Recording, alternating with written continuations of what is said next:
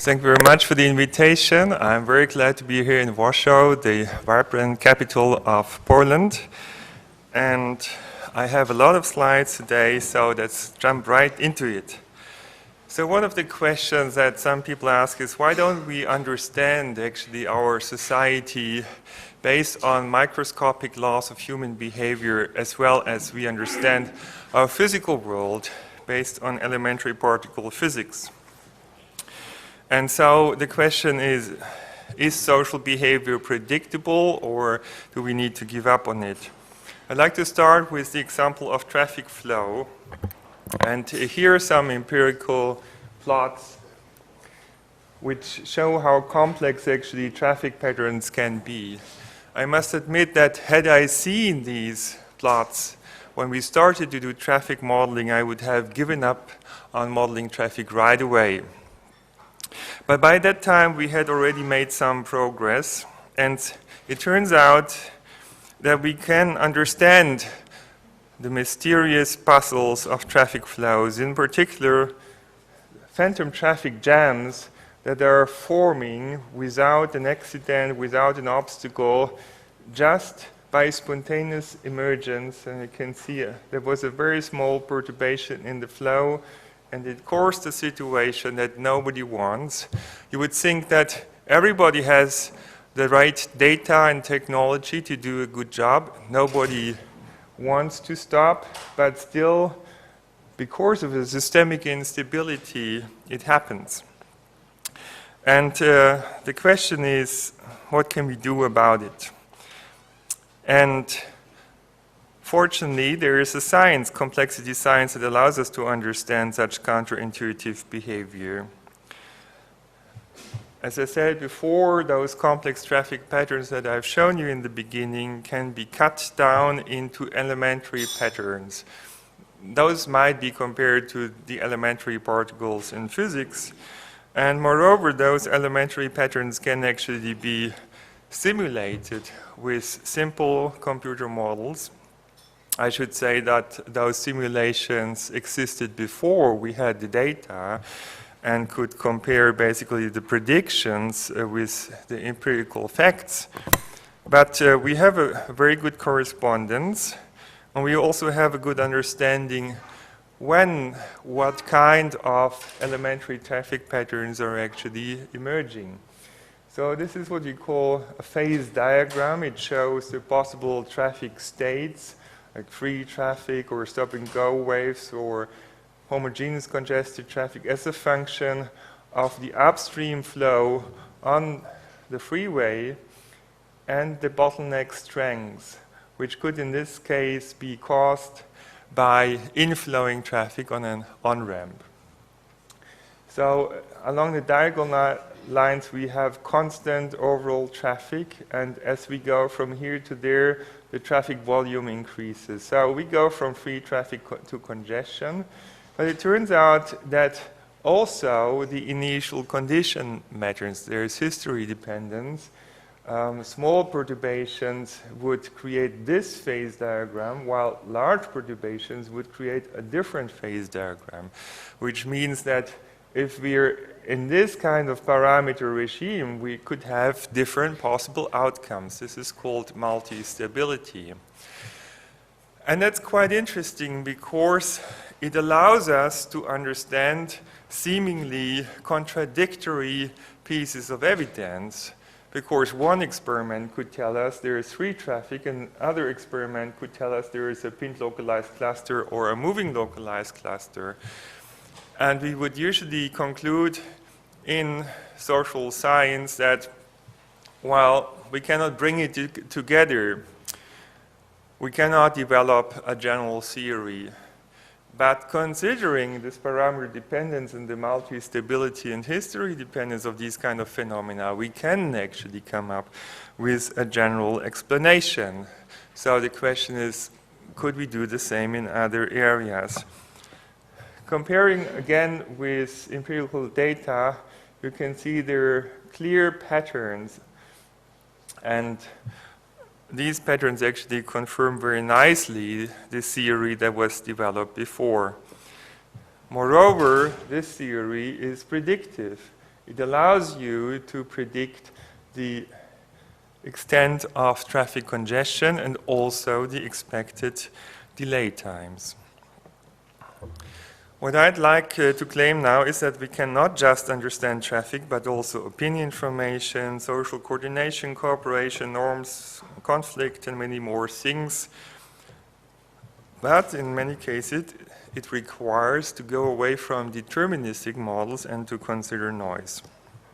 In particular, noise can promote the formation of opinion clusters, of groups, and thereby explain diversity despite convergence, a phenomenon that has puzzled many researchers for a long time, particularly regarding continuous opinion information models.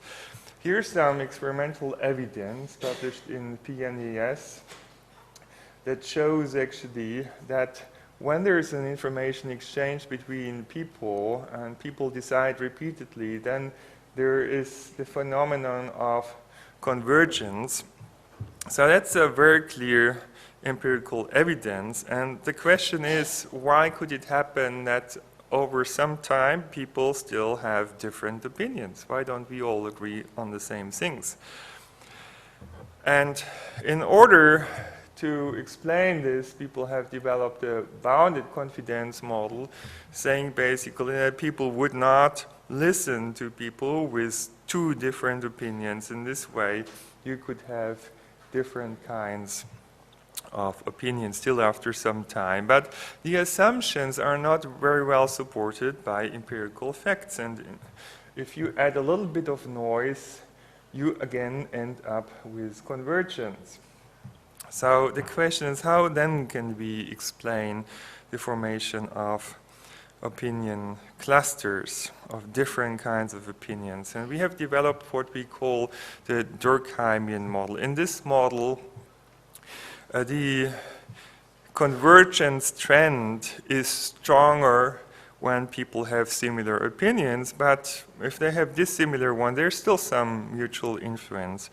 On the other hand, we assume some opinion noise, and that opinion noise in a particular model was assumed to become stronger the more people agree on one opinion. That means there is the tendency towards individualization, to be special, to have an own opinion, and that creates an interesting kind of dynamics which very much reminds the plots that you can now see in connection with the German elections, but with any other election as well.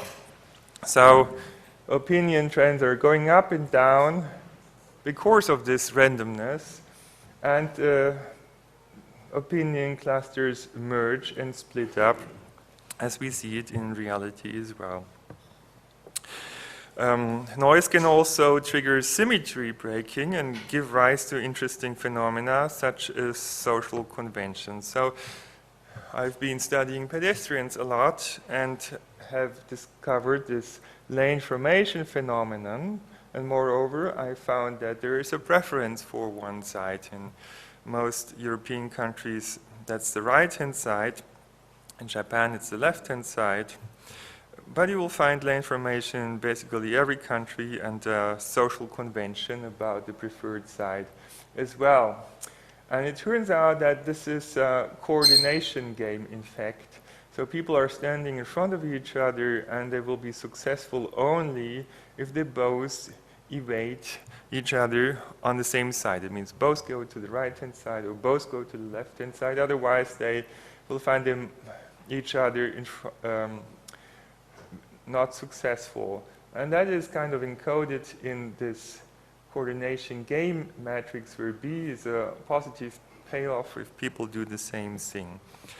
And then you can derive equations, basically predict how the relative proportion of going to the right or to the left will change with time. And this is the so-called replicator equation that can actually be derived assuming imitation of more successful behavior. And if we plug in this payoff matrix, we eventually get this equation And it turns out that it has 3 stationary solutions. P equals 1/2, P equals 1, and P equals 0, corresponding to a 50-50 situation, and would kind of be the natural state of that kind of game. So people would go to the right-hand side and 50% of the time, and to the left-hand side and 50% of the time. Why don't we find that situation? Well, it turns out that this stationary solution is unstable, and that means very small fluctuations can drive the system away from the 50-50 situation, ending up in a situation of a social consensus, social convention. And of course, we can also plug in other kinds of payoff matrices into the replicator equation. And you know the prisoner's dilemma, which is kind of an archetypical kind of game to study social dilemma situations where in principle it would be good for everybody to cooperate, but where cooperation is risky and defection is tempting, because if everybody else cooperates and you don't, you get an extra payoff. And that can lead to an erosion of cooperation, and finally to a tragedy of the commons that nobody wants, like the traffic jam.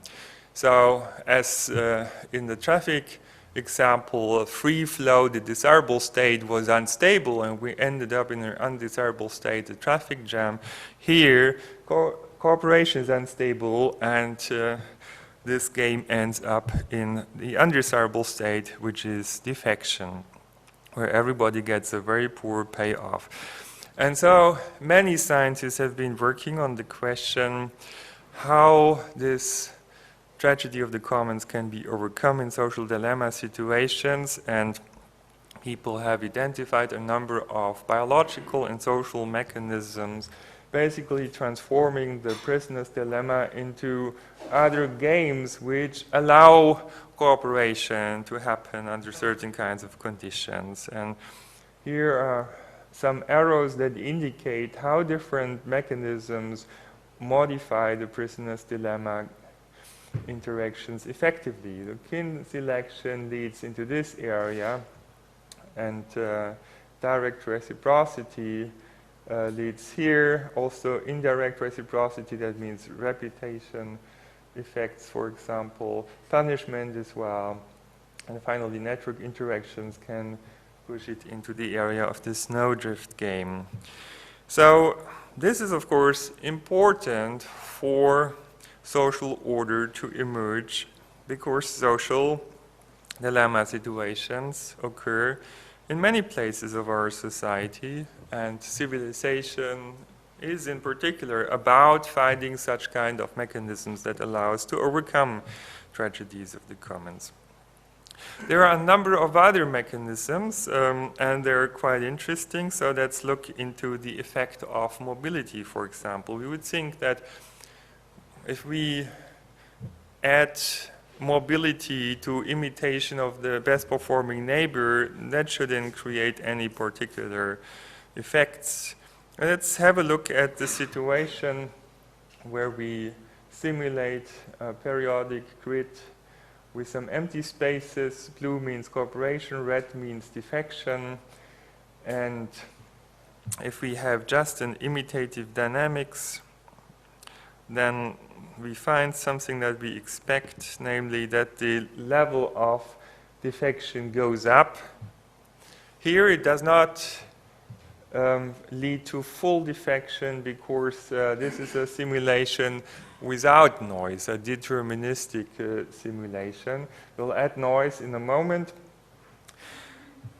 Let's have a look at migration, success-driven migration, which is within a certain radius around you looking for a place where you expect to have a higher payoff.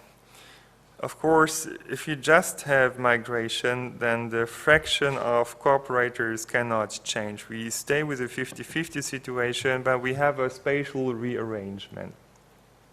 Now the question is, if we combine the two, what will happen? And I was quite surprised, actually, to see this happen.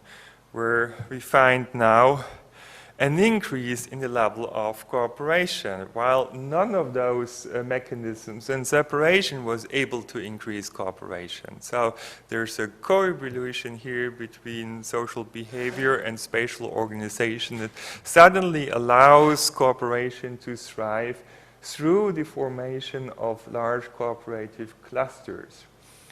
As you can see, the defectors chase the cooperators, but they're always one step behind. And this very temporal advantage actually is crucial for the cooperation to thrive here. Now, nasty reviewers have been asking justified questions. So what would happen if somebody in the center of such a cooperative cluster would turn a defector?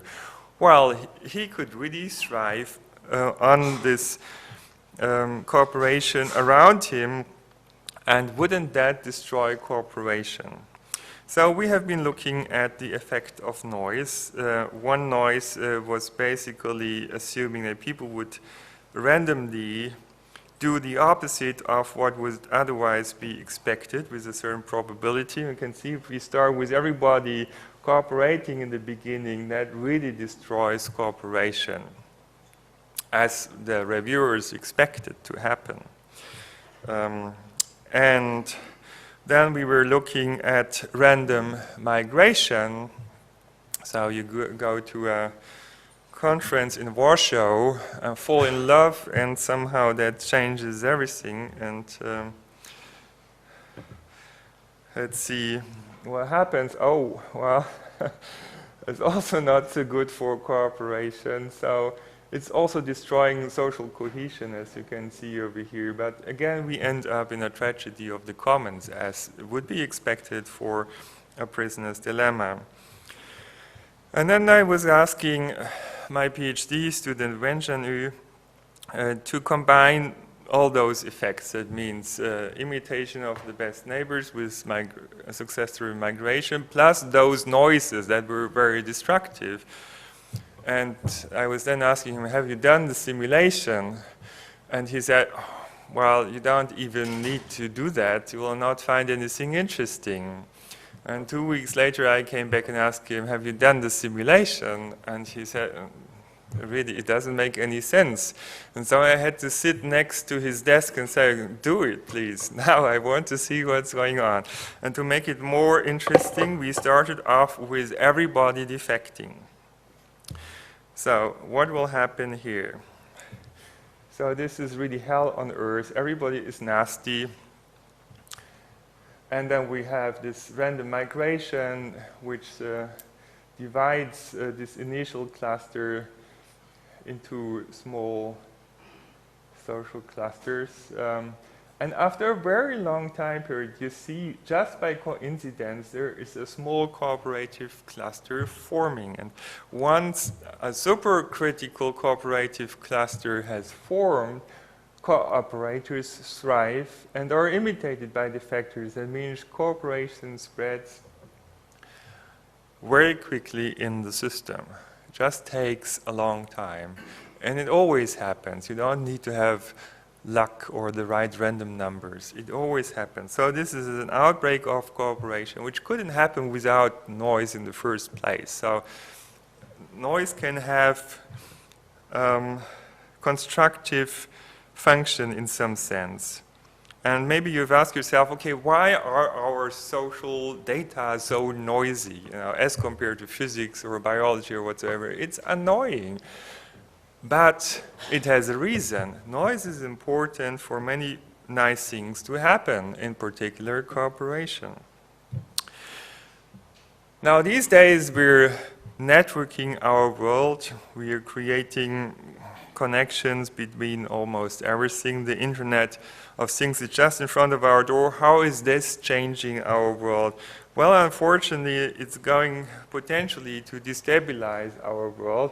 You can see, while some connection density is good, and increasing it will increase the level of cooperation, but then you reach a maximum, and once you go beyond that, actually you again end up in this situation of a tragedy of the commons. So it's known, of course, for some time that neighborhood interactions can be beneficial for cooperation.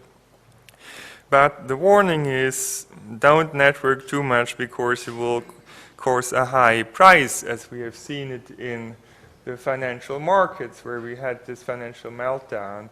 And here you see a visualization by Frank Schweitzer and others from the FOC project showing bankruptcy cascades in the United States. So Lehman Brothers collapsed and many other banks after that as well. It was a cascade effect, and hundreds of billions of dollars were burned by that. In fact, Andy Haldane of the Bank of England has looked at the networks between banks and has found that the network density has increased a lot. So that could very well have been the root cause of the financial meltdown. That warns us that we have to be careful.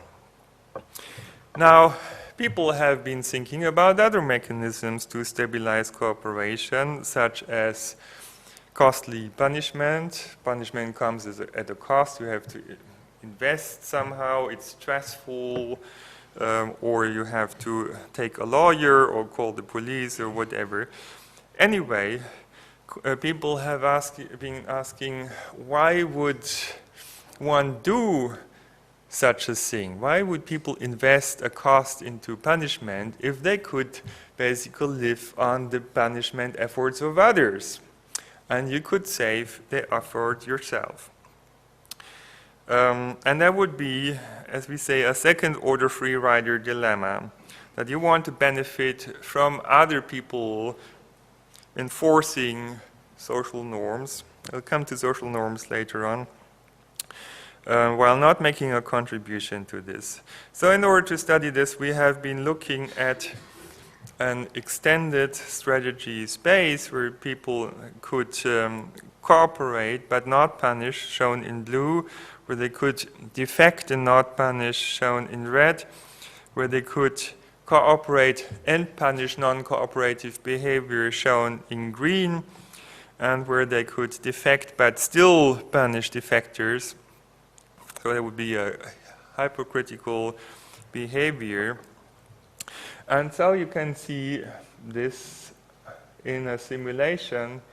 The first snapshot shows the initial condition where we have 25% of each strategy, and the strategies are homogeneously and randomly distributed in space.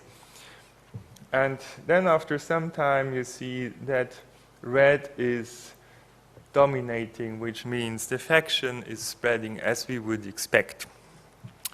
Actually, if you do that very same simulation without spatial interactions, you find that the yellow strategy will disappear right away, and then the punishing cooperators, which we sometimes call moralists, disappear as well, because they have a higher cost than the cooperators. So the cooperators are basically crowding them out. And then finally, we have cooperators left together with defectors. And we know in a prisoner's dilemma situation or public goods game, cooperators would disappear. So it was a mistake to crowd out the punishing cooperators, but it just happens. So you end in a tragedy of the commons without spatial interactions. The interesting point is doing exactly the same kind of simulation, just considering spatial interactions or network interactions, leads to a completely different outcome, because rather than spreading defection more, we find that eventually blue takes over and finally green takes over. So why is that happening?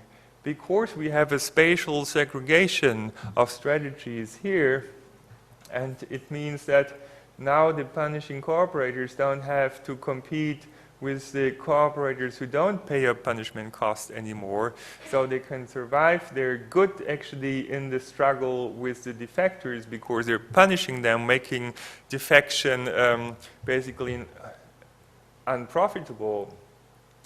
while the cooperators also have to struggle with the defectors, and we know that in this case the defectors are spreading. So over time, for this reason, green is spreading and blue is disappearing, and I'd like to show you a movie demonstrating this surprising dynamics where you really cannot extrapolate into the future because there is a non-monotonic dynamics in time. So this is really something where self-organization in space and time matters. And suddenly the second-order free rider dilemma is solved just by implementing this game in a spatial setting. There are also some surprising other findings, like for certain parameter combinations, more or less the cooperators who punish can only thrive by a kind of unholy symbiosis with immoralists who are the defectors who punish although they defect themselves.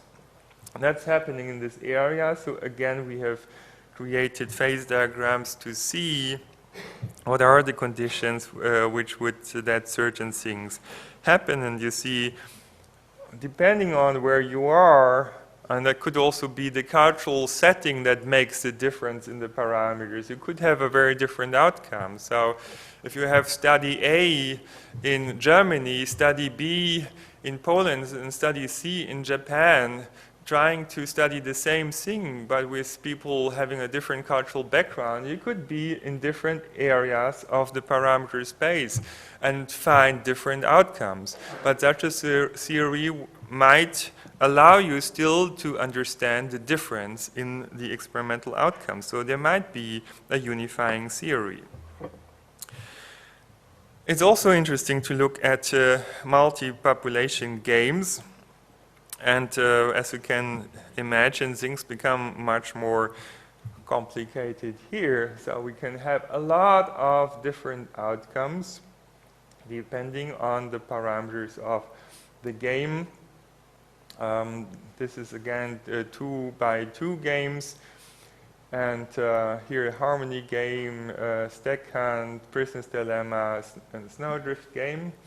And this is with interactions with the other population and self-interactions within the own population, and that's without interactions with the other population, that's without self-interaction. So you find really a very rich behavior, and that can include breakdown of cooperation, polarization, and actually the emergence of a revolution, a revolutionary transition where you change a parameter just very slightly and suddenly the outcome of the system changes dramatically. You can have emergence of subcultures and conflict, and you can have the formation of shared behavioral norms, all within one model that can be analytically solved, by the way. So you can really calculate the stationary points and their stability. And it's a fascinating model. You can understand a lot of things with this model. And let's have a look into the multi-population stack hunt game. As I said, that can give rise to the formation of norms under certain conditions. So what we assume is that people get a reward for showing their preferred behavior. In population 1, people prefer behavior 1. In population 2, people prefer behavior 2. Population have different sizes, so we call this the strength of the population. And there's also a reward for conforming with the behavior of the person you're interacting with. And so you have kind of two competing rewards. And what you find is that there is a parameter regime where everybody tends to show the own preferred behavior. It's a laissez-faire society. Everybody can just do what he likes. While if one population becomes too strong, then their preferences basically will win through, and the other population will adapt. Under certain conditions, it turns out that if the minority actually is very committed to their own preferred behavior, they might be able to establish the norm. We call this the phenomenon of an unfavorable norm because the majority would not like it, but it can happen. So the initial condition really matter, as can be shown over here, and that means this kind of game has a history dependence, as we know it from many social phenomena. And we can also ask ourselves, what would happen if local majorities that happen just by chance, because of randomness, would basically put a pressure on the local minorities. And then if you start with a mixed situation, then just by coincidence you get these local majorities then are starting to suppress the minorities, and you find the spontaneous emergence of local norms under conditions where we would otherwise have a less fair society where everybody can just do what he likes. So this is quite interesting, and in particular as we can really calculate the conditions under which these things are expected to happen. And so the question is that a predictive theory? Well, we're right now testing it in the lab. And it turns out, again, that considering noise is very important. We've found that a best response rule, which is a deterministic decision rule, describes 96% actually, of all the decisions that were taken in our experiments. So it's a very accurate model, the best response model, but it fails to describe the outcome of the experiment. So you see the green bar as compared to the gray bar, there is a huge difference.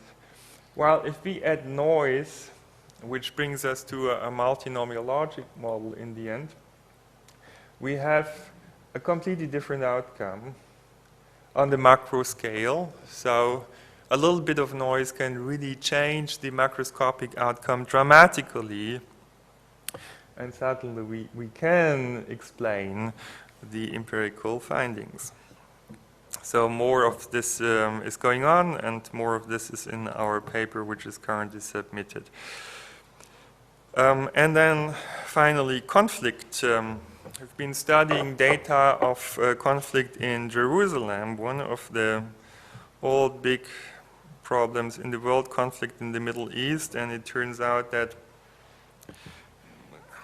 there is kind of response dynamics where one conflict event triggers another conflict event. So somehow that's like paying revenge for what happened before.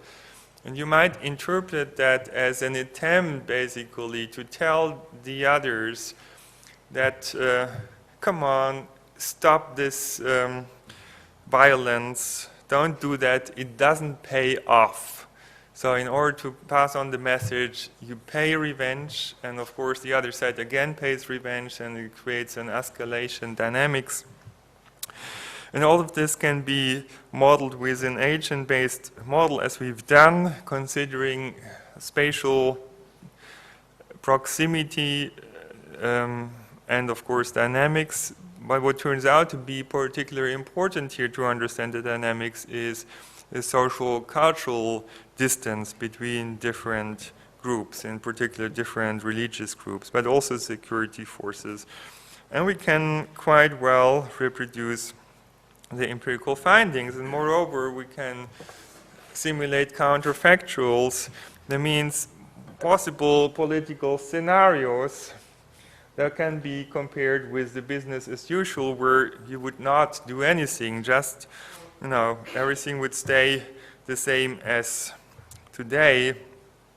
And we have looked at a number of different scenarios, not just the Clinton scenario and the scenario back to 67, which is sometimes discussed, but also the Palestinian scenario. And it turns out all of those political scenarios that have been discussed in the recent past would produce an improvement in terms of a reduction of the level of violence.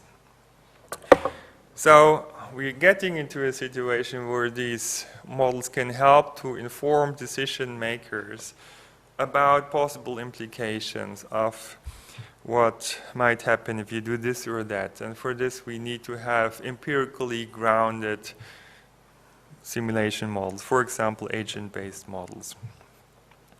So we have seen noise matters in many respects. It can have positive and negative effects. Negative like triggering the breakdown of free traffic. Positive effects like the outbreak of cooperation. And now the question is, what can we learn from it for the future of society? And one approach is our society is a complex system, our economy as well. And some people say we need to control this complexity. We need to force it basically to behave in a certain favorable way.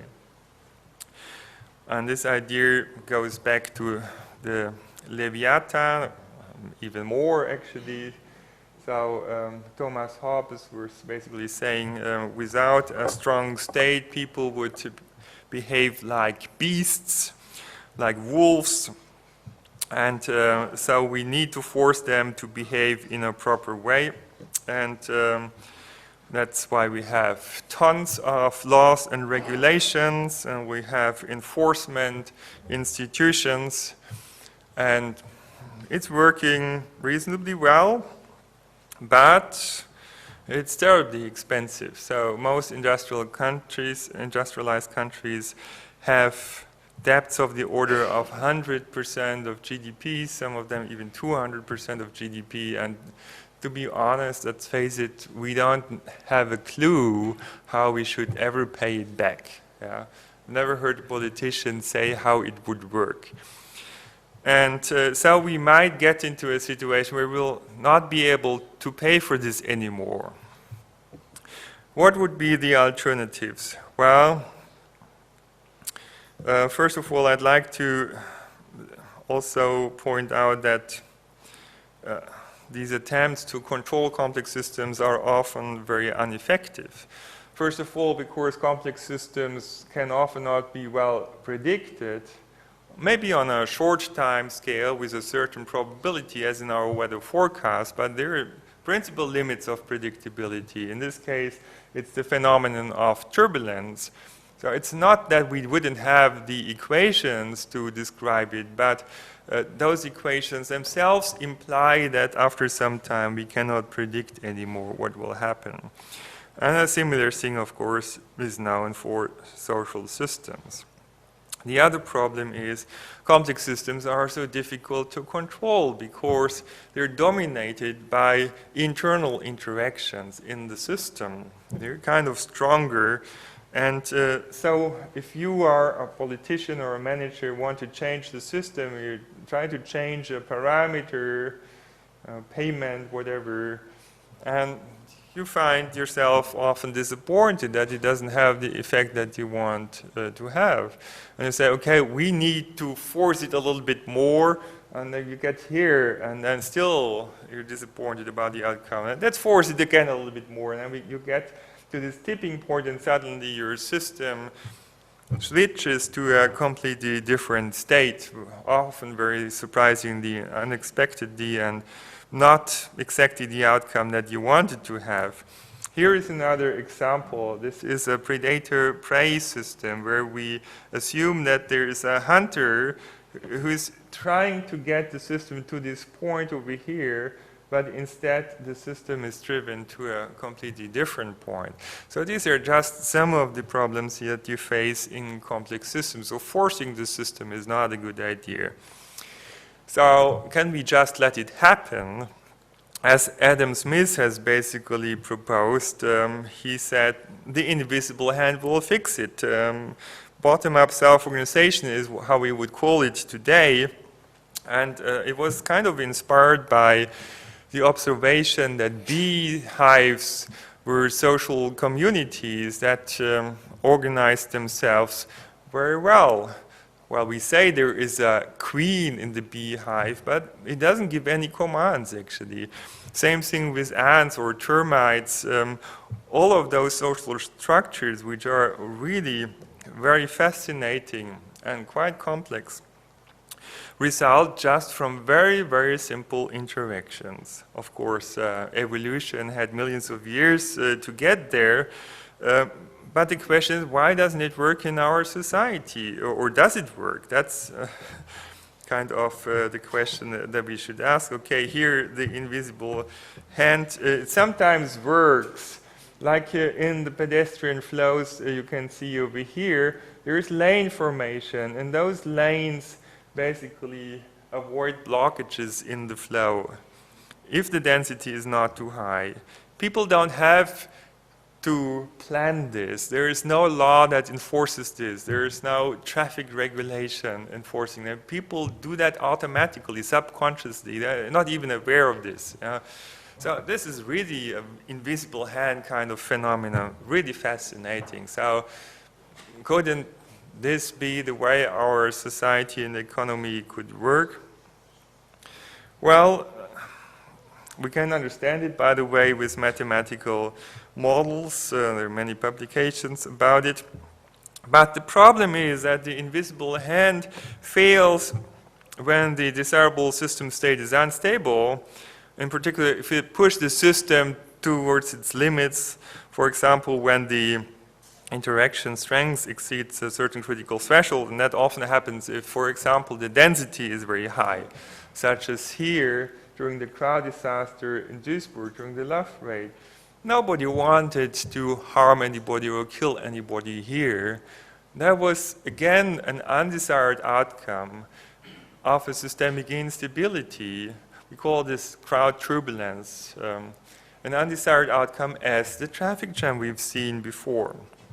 So the invisible hand doesn't always fix it. And that's actually why we have top-down regulation in our political system, basically to try to fix it. But neither Adam Smith's invisible hand nor the attempts to fix it top-down have actually avoided this environmental exploitation. You don't see it here with this bean very well, but here almost no trees anymore on one side of the boundary, border between Haiti and the Dominican Republic. And on the other side, there are a lot of trees still. And environmental pollution, overfishing, global warming, tax evasion, free riding, you name it, there's so many problems we haven't fixed over hundreds of years. Why? With all this technology and all the data that we have and the best science that we ever had, why are we not able to fix these problems? Or is there a solution finally? Albert Einstein said we cannot solve our problems within the same kind of thinking that created them. Maybe we just have to change our thinking and do it in a completely different way than we have approached it in the past. So we have tried this central planner in the economy, where the organization of our economy is top-down, the regulation is top-down. In most countries, it didn't work very well. We're trying this where we have a bottom-up organization and, however, a top-down regulation where the homo economicus and the invisible hands don't manage to fix problems like tragedies of the commons, market failures, and so on. But we're also seeing we are struggling actually to cope with certain problems like the financial crisis. Yeah? And for a long time, I also believed this public credo, there's nothing better than what we have today. It might not be perfect, but there's no alternative. That's what I've heard 1,000 times. But then, eventually, after many years of thinking, I came to the conclusion that we could have a system where we have a bottom-up organization and self-organization, but also a bottom-up regulation. And I call the system a participatory market society. It requires, however, another regarding behavior, and I call this kind of behavior that a homo socialis would show. So this is basically now bridging between the paradigms of economics and the paradigms of the social science, the other social sciences, I should say. And we have done a computer simulation of merciless forces of evolution that are expected to produce a homo economicus. In fact, for most parameter combinations, they also did. But we found that under certain conditions, surprisingly, a homo socialis with other regarding preferences comes out. And that other regarding homo socialis is actually doing better, getting a higher payoff because the homo socialis is able to overcome the tragedy of the commons, while the homo economicus is running into the tragedy of the commons. So what is the homo socialis? It turns out to be a conditionally cooperative kind of human, takes self-determined, but other regarding decisions. It means it considers the impact on others. You know, we have the ability of empathy, we have this ability of putting ourselves into the shoes of others, and that must have a reason. That enables us to be social, to be a homo socialis. And it basically also implies interdependent decisions, networked minds in some sense. And I often argue that now social media are connecting those minds and are supporting the social behavior of people, potentially, at least. And of course, there can be this collective intelligence effect by putting many minds together. Now here's a computer simulation where we start with 100% of unfriendly homo economici, and as time goes on, over a number of generations, we find that friendliness emerges in our evolutionary computer simulation, which has just assumptions of evolution, like mutation in selection, and otherwise assumes utility maximization according to a best response rule. That means economic assumptions. No imitation. That would make it very simple to create cooperation. A really best response which would usually eliminate cooperation. But the combination of these rules, surprisingly again, leads to an outcome that one wouldn't expect. And that is actually very well consistent with experimental or empirical results about how real people behave. There is this homo economicus. It does exist. Some people are like that, but the majority of people are actually different, and that is actually well reproduced by our computer simulation. Of course, we know the work of Ernst Fehr about fairness. We know the work on the ultimatum game. All of this has puzzled economists and has questioned the homo economicus concept, but so far we didn't have a theory to understand how these fairness preferences would emerge. Now we do have in evolutionary theory a mathematical approach that allows us to understand this. And by the way, even Adam Smith was aware of this. He said, however selfish man may be supposed, there are evidently some principles in his nature which interest him in the fortune of others and render the happiness necessary to him, though he derives nothing from it. Why didn't this really establish the basis of our economic thinking? Why do we still have the homo economicus in our books? Because as I will argue later, if you have the wrong institutions, the homo socialis would behave like a homo economicus. I'd like now to underline that the Homo socialis is outperforming other forms of organizations of our economy or society. And I'm illustrating this with an example from traffic simulation, which of course is not exactly a social model, but it has quite some similarities in the sense that traffic is a system with a scarcity of resources, like space and time, space in particular, and service capacity, where we cannot satisfy everybody's demand at the same time. There's a conflict of interest, and that's why you have to prioritize people through traffic lights and so on. And this is our classical control approach, top-down with a central traffic authority. And let's compare that with two other approaches. One would be based on the concept of the Homo economicus, where each intersection separately would strictly minimize the waiting times of the cars approaching that intersection.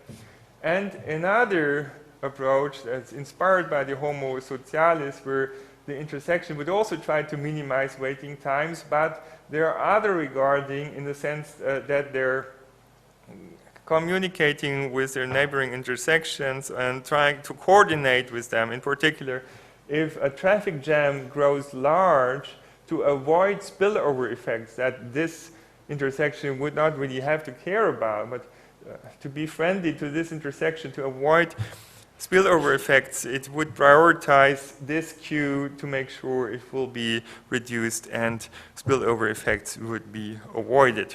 And let's see how those three different organizations perform.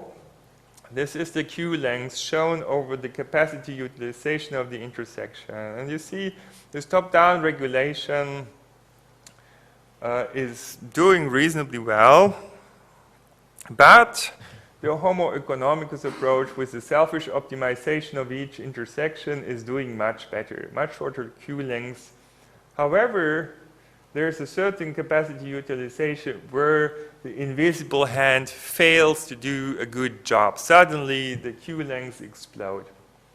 And finally, we have this self-regulation approach based on the Homo socialis, the other regarding self-organization, which is performing as well as the Homo economicus at low capacity utilizations, but is performing better than any other strategy all the way to the highest capacity utilization. So it's, in fact, a superior way of organization, in particular in a system that cannot be well planned in advance because the variability is large. In this case, the variability of the traffic flows. That makes it very difficult to predict, and that's why flexible response is superior to top-down planning.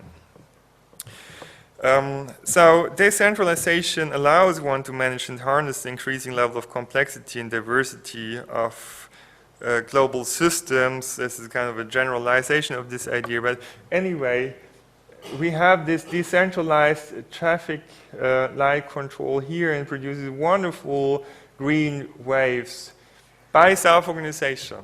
It's not enforced on the system. It's inspired by this observation that we made in pedestrian flows that at a bottleneck there would be oscillatory flows. And so we have transferred the self-organization principle from bottlenecks to intersections, and it has worked beautifully.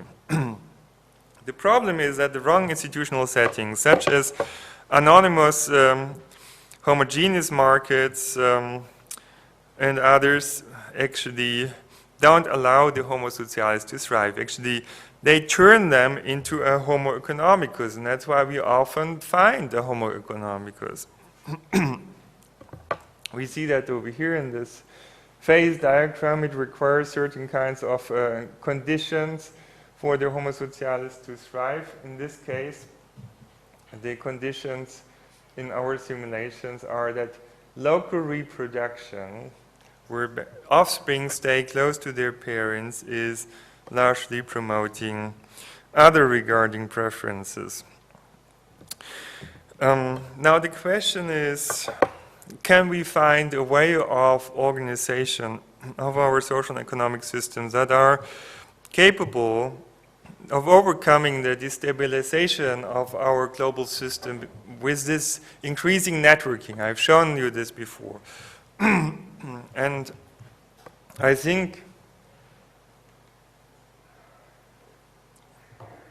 so again, we're networking our world more and more. That has the implication that certain systems will more and more destabilize. And I think governments all over the world are recognizing this. The financial crisis is just one example, but we see social unrest in many areas of the world. So governments are recognizing this, and that's why we have so many surveillance attempts all over the world. The question is there an alternative? A mechanism that would stabilize a social and economic order in a globalized world? And I believe, yes, reputation systems can fix it. They can basically introduce a feedback loop that is stabilizing the system, that is promoting responsible behavior, that is supporting high-quality products, and so on. It will support the homo socialis. It's basically transferring the principle of social communities, success principles, to the global village. And in fact, we see a quick spreading of reputation systems all over the internet. And people have said, okay, we're now the like us generation, so people are liking things or disliking things, and that's creating reputation systems. We have this also at eBay and many other platforms.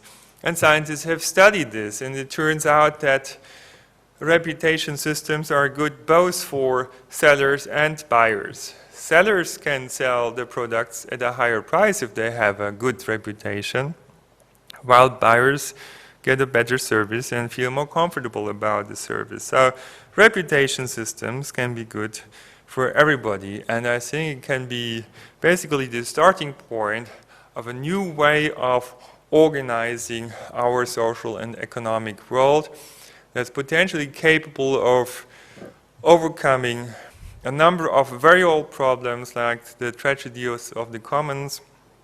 And as I've also tried to indicate, I believe that now eventually theories of economic and social behavior growing together, we can have a unified theoretical approach, but we need to have a new perspective on our economy, and as social media are flourishing and reputation mechanisms are flourishing, it's going to change the dynamics of our economy. And I do believe that on the long run, I cannot say what will happen on the short run, interestingly.